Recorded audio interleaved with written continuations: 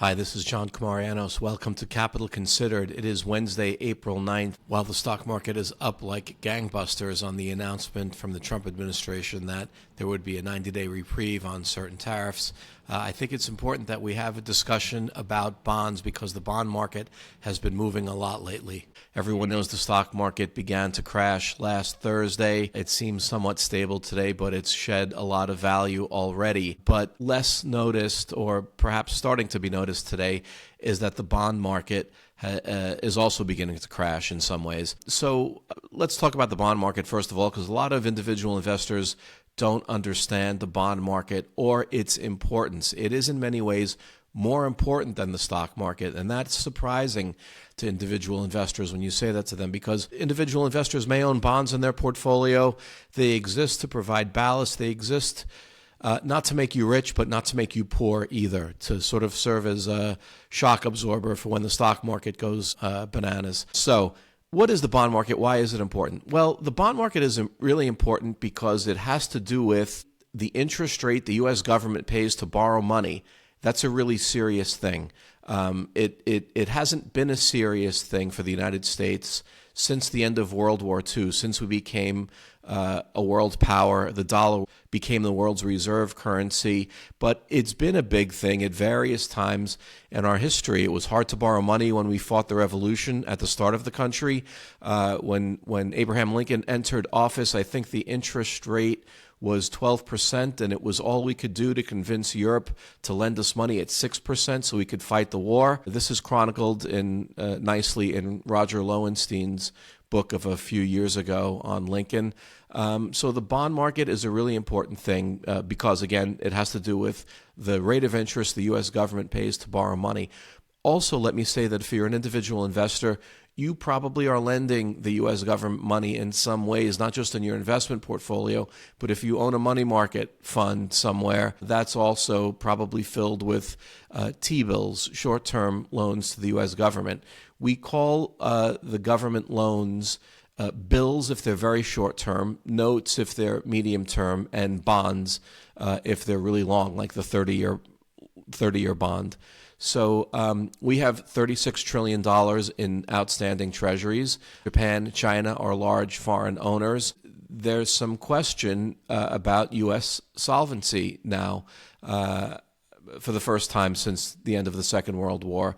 First of all, our debt exceeds our GDP. That's one sort of danger sign. The second danger sign is that the interest we pay now, especially since interest rates went up after 2022, the interest rate, the amount of interest we pay in dollars exceeds the amount of defense expenditures. And we've referred to this before, this article by Niall Ferguson in the Wall Street Journal saying that that is the telltale sign of a decline of a great power, when the interest that has to pay on its debt exceeds its defense expenditures. So it is a big deal. Let me show you a couple of charts now to illustrate what I mean when I say the bond market is crashing. This is going to be a bit confusing at first, but stay with me, because in the world of bonds, prices and yields move in opposite directions. It's like a seesaw, if you will. So this is a chart of the yield, not the price, but the yield on the 10-year U.S. Treasury since January 1st. And you can see at the beginning of the year we were paying 4.6%. Then steadily we went down so that the yield was 4%. That's a good thing. The U.S. government, if you're the borrower, you want to pay a lower interest rate. But we hit 4% last Friday, and since then it's been pretty crazy. We've gone from 4% to 4.3% through yesterday, and today, as I speak, the yield is over 4.4%. I think it hit 4.5 today. It may be slightly lower than that now. It's in the afternoon as I record this on Wednesday. So that's a very big jump in yield, and it shows that the world maybe is losing confidence in lending us money. That is ultimately the big danger here. So the dollar has served in in many ways as what we call a safe haven asset. Gold has served that role as well. So when there are geopolitical shocks, people buy U.S. treasuries. They lend their money to the U.S. government because it's viewed or has been viewed as a safe asset. Gold, again, has served that role to some extent, but really the U.S. Treasury has served that role in a major way since the end of the Second World War. And it appears that could be being called into question now. Couple of other charts to show you what's going on in the broader market, or at least with corporate bonds. This chart is called a yield spread chart. What does that mean? That means, well, the bond market consists of U.S. Treasuries, as we've been discussing up until now, but it also consists of loans to companies.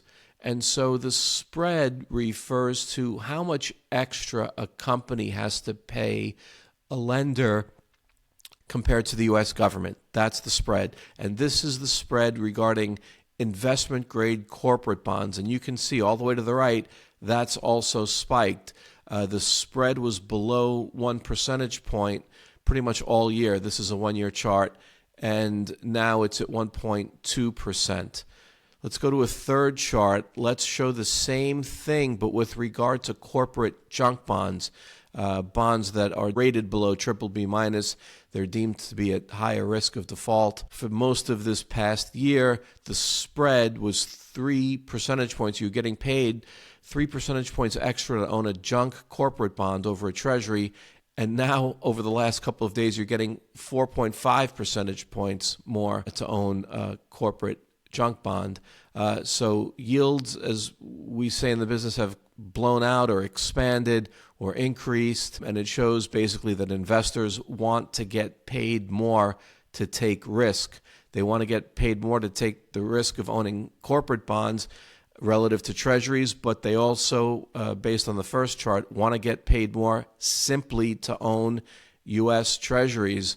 So that's what's going on. I should say the New York Times yesterday ran a piece on Liz Truss. She was the prime minister in the United Kingdom who lasted for 44 days.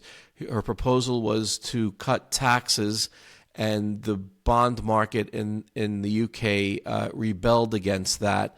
A couple of pension funds failed or had to be backstopped because they'd borrowed a lot of gilts, which are what UK bonds are called. They'd borrowed money to buy them, and they nearly collapsed. So the Times article was, is this the U.S.'s Liz Truss moment? Of course, we can't remove a prime minister, a president, as easily as the UK can remove a prime minister. We don't have a parliamentary system of government. But it remains to be seen if members of Congress are able to stage a rebellion against Trump's tariffs and his general economic policies that are unnerving the rest of the world and causing our bond yields to go up, causing investors to say, hey, I want to get paid more if I'm going to lend my money to the U.S. government. So bonds are important, really important, more important than the stock market.